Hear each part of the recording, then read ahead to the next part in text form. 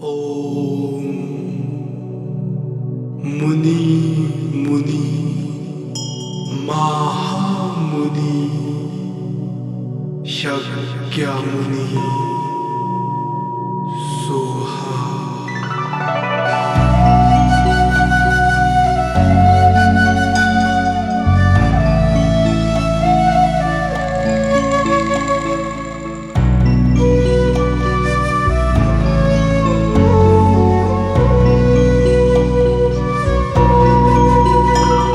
Shakyamuni Buddha, also known as Siddhartha Gautama, was the founder of Buddhism and one of the most influential spiritual teachers in human history.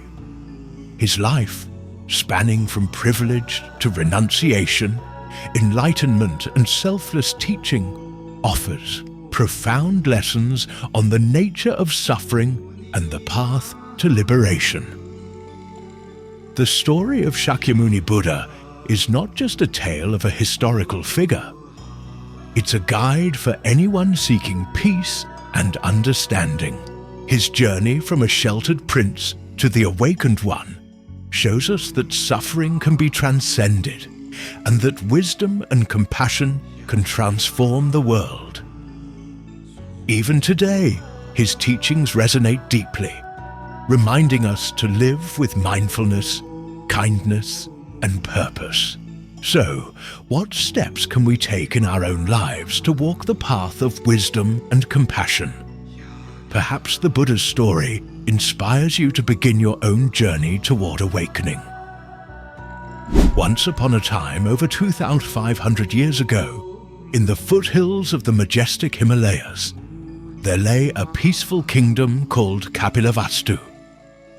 In this tranquil land, a remarkable event was about to unfold, an event that would change the course of history. Queen Mahamaya Devi, the wife of King Shuddhodana, had a dream one night. A radiant white elephant holding a lotus in its trunk descended from the heavens and entered her side. The wise sages of the kingdom proclaimed this dream as a divine omen. A child would be born who would either become a great king or a spiritual teacher who would free humanity from suffering. One serene full moon night, in the beautiful gardens of Lumbini, Queen Maya gave birth to a baby boy. Legends say that the infant took 7 steps upon birth, and with each step, a lotus bloomed. The child then proclaimed, "This is my final birth. I am here to bring peace and wisdom to the world." But joy was mixed with sorrow. Queen Maya passed away soon after giving birth. The child, named Siddhartha Gautama, was raised by her sister, Mahaprajapati, who loved him as her own. As Siddhartha grew, his father, King Shuddhodana, did everything to protect him from the harshness of life. He surrounded the young prince with splendor and joy. Siddhartha lived in grand palaces, each built for a different season, and was entertained by musicians, dancers, and the finest luxuries of the time. When Siddhartha turned 16, he married a beautiful princess named Yasodhara. Together, they had a son, whom they named Rahula. The king was overjoyed, believing that Siddhartha was destined to follow in his footsteps as a great ruler. But Siddhartha's heart felt restless. Despite the wealth and comfort around him, he often gazed beyond the palace walls, wondering what lay outside. One day, Siddhartha persuaded his charioteer Channa to take him into the city. What he saw would change his life forever. On his first journey, he saw an old man, frail and bent with age. Siddhartha asked Channa, "What is wrong with him?" Channa explained, "This is the fate of all people. We all grow old." On his second journey, Siddhartha saw a sick person groaning in pain. "Why is this happening to him?" Siddhartha asked. Channa replied, "Sickness comes to all, regardless of wealth or power." On his third journey, he saw a corpse being carried to a funeral pyre. For the first time, Siddhartha understood the finality of death. "Does everyone die?" he asked. Channa nodded solemnly. On his final journey, Siddhartha saw a wandering ascetic, dressed in simple robes but radiating peace. "Who is this man?" Siddhartha asked. Channa replied, "He is someone who has renounced the world in search of truth." These sights shook Siddhartha to his core. He realized that no amount of wealth or power could shield him from aging, sickness, and death. He resolved to find a way to overcome the suffering that plagued humanity. One silent night, while his wife and son lay asleep, Siddhartha made a fateful decision. He removed his royal robes, donned simple clothing, and left the palace on horseback, accompanied by Channa. At the edge of the forest, Siddhartha handed his ornaments and horse to Channa and walked into the wilderness alone. He was 29 years old. For 6 years, Siddhartha wandered, studying under wise teachers and practicing extreme asceticism. He fasted until his ribs showed, meditated for days without rest, and endured unimaginable hardship. But enlightenment eluded him. Near the brink of death from starvation, Siddhartha realized that neither luxury nor self-torment would lead to liberation. He accepted a bowl of rice milk from a kind village girl named Sujata, marking the beginning of the middle way, a path of balance between indulgence and deprivation. Determined to find the truth, Siddhartha seated himself under a Bodhi tree in Bodh Gaya.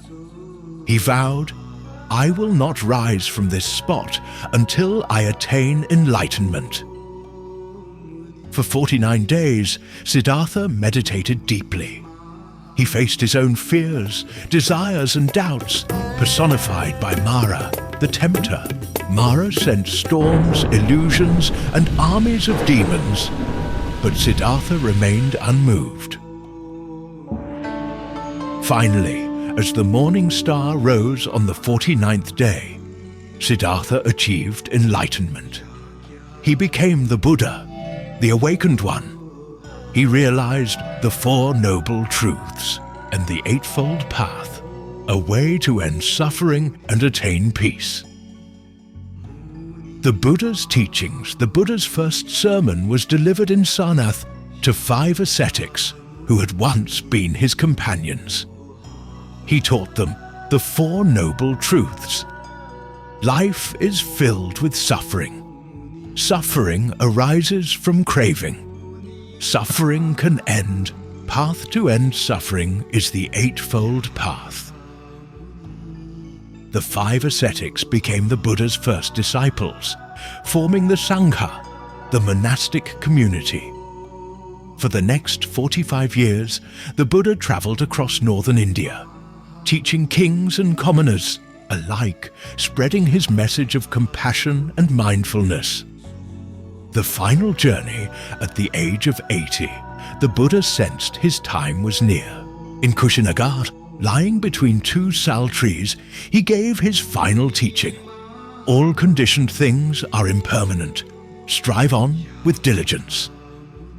With these words, the Buddha entered parinirvana, a state beyond birth and death. His physical form was gone, but his teachings lived on, inspiring millions. The Eightfold Path, also known as the Middle Way, is a fundamental teaching in Buddhism that provides a practical guide to ethical living, mental cultivation, and wisdom. It is the 4th of the Four Noble Truths, which are the cornerstone of Buddhist philosophy. The path outlines the steps one should take to overcome suffering, dukkha, and attain enlightenment, nirvana. These steps are interrelated and are typically divided into three core aspects: wisdom, prajna, ethical conduct, sila, and mental discipline, samadhi. The Eightfold Path, right view, samadhi. Understanding the nature of reality, especially the Four Noble Truths, seeing things as they truly are without delusion or ignorance. Right intention, sammasankappa. Cultivating thoughts of non-attachment, loving kindness and harmlessness. Letting go of ill will and harmful desires. Right speech, samavacha. Speaking truthfully, kindly and constructively. Avoiding lying, harsh words, gossip, and idle chatter. Right action, sammakama. Acting ethically and compassionately. Avoiding actions that cause harm, such as killing, stealing, or engaging in sexual misconduct. Right livelihood, samma ajiva. Choosing a profession or means of livelihood that does not harm others. Avoiding trades related to weapons, intoxicants, and exploitation. Right effort, samma vayama. Cultivating positive mental states and avoiding unwholesome ones, striving to overcome laziness and fostering diligence. Right mindfulness, samma sati. Developing awareness of the body, feelings, mind, and mental phenomena. Practicing meditation and mindfulness in daily life. Right concentration, samma samadhi. Developing deep focus and meditative absorption. Attaining mental clarity and tranquility through sustained meditation. By following the path, practitioners develop moral discipline, wisdom, and mental clarity, paving the way for liberation and enlightenment. The Buddha's journey, from a prince shielded by luxury to the awakened one, teaches us that true happiness lies not in external possessions, but within. His story inspires us to look beyond fleeting pleasures, seek deeper truths, and cultivate compassion for all beings. As you listen to his story, ask yourself, what steps can I take today to walk the path of wisdom and kindness? Shakyamuni Buddha is often depicted seated on a lotus throne, his left hand holding an alms bowl and his right hand in the Bhumispasha mudra. This sculpture showcases a highly ornate golden statue of a seated Buddha figure, likely representing a deity or enlightened being. The figure is adorned with intricate jewelry, a crown, and a halo surrounded by elaborate filigree work. The statue features detailed craftsmanship, with inlaid gemstones or colorful accents adding vibrancy. The figure's hand gestures, mudras, suggest symbolic meanings, indicating teachings or compassion. The parasol above the figure signifies protection and honor, while the decorative base reinforces the sacredness of the statue. This piece reflected traditional Himalayan Buddhist artistry, showcasing devotion and spiritual symbolism.